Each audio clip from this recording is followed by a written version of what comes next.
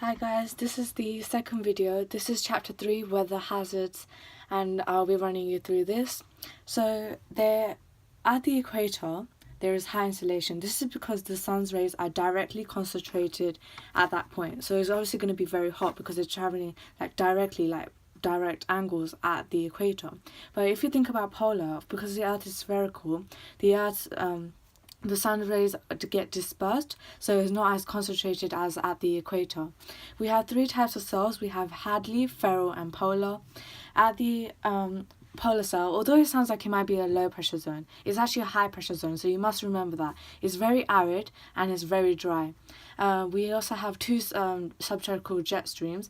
Subtropical jet streams are basically high altitude or high jet streams, like very powerful, and the polar one is more powerful than the subtropical one. So at the Hadley cell, we have high insolation. This means that the hot air rises and is constantly being pushed beneath it. This is the low pressure zone. This is because there's convectional rainfall and clouds and it's very wet. And it rises until it cannot rise any longer, so then it changes direction, and then it comes across these subtropical jet streams, which are basically, obviously, as I said before, the high altitude of winds. So it pushes the air down. This is a high pressure zone. It's very dry, and like diffusion, you know how you go from high to low concentration? Well, similar to here, you go from high pressure to low pressure, and the cycle repeats itself again. And that's that. Next, so what are tropical storms? Tropical storms are a type of natural hazard. What are they called? They're called cyclones. Typhoons, and hurricanes. A way to remember this, because I've seen this in the specimen paper. Well, you see the Hurricane Katrina, that's in the US, so that's near the Pacific Ocean, the Pacific or Atlantic Ocean, I'm not sure. And then you have Typhoon Haiyan, which was way across in the Philippines, that was near the Pacific Ocean. And then you have the cyclones, which are around the Atlantic Ocean, Indian Ocean, those types of places. So for tropical storms, you can't actually have a specific location to it. Like, you can't have Nepal earthquake or Nepal tropical storm, because it doesn't stay in a specific location, because it's constantly changing. So you have a random name generator which changes between female and male. This is because obviously to promote equality. So what are the conditions required for tropical storm formation? Well, you have to have low wind shear. This is to allow the hot air to rise.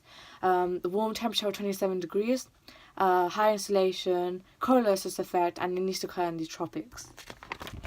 So how does it form? So high insolation causes the water to heat. This is 27 degrees. Hot air rises. This is a low pressure zone forming cumulus clouds, and is very, very wet.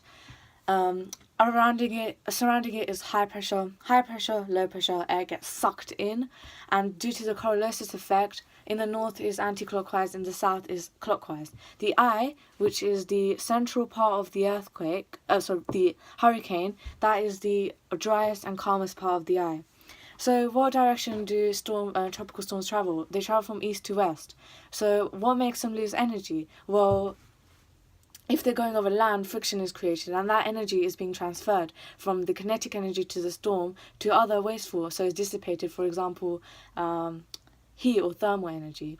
What else causes it? Well, if the conditions don't match up, so if it required warm temperature, if it's cold, then it's not going to form.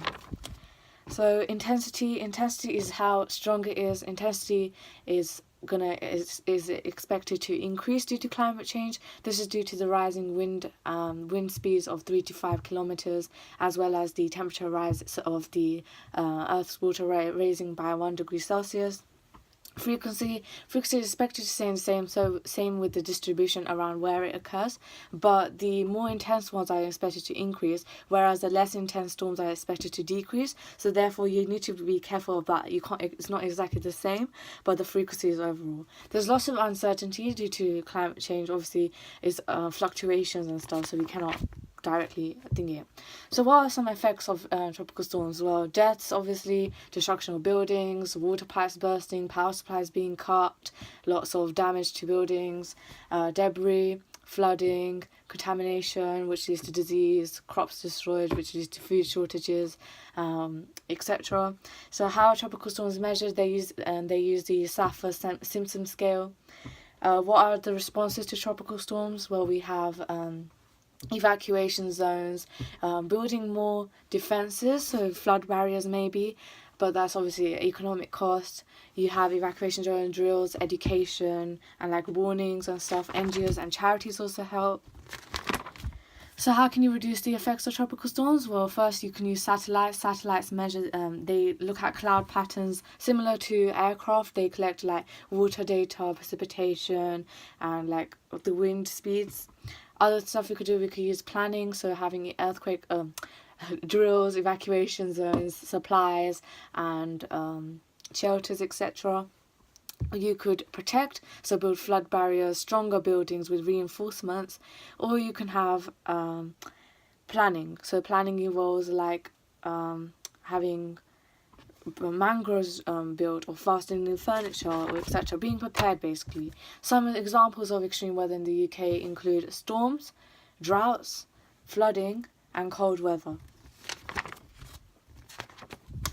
How can we respond to it? Well, top down is from the government to the people. Bottom up is from the local community to the government. So you're doing stuff for yourself. For example, many people have kitchen towels which have the so it's easy to clean up the water.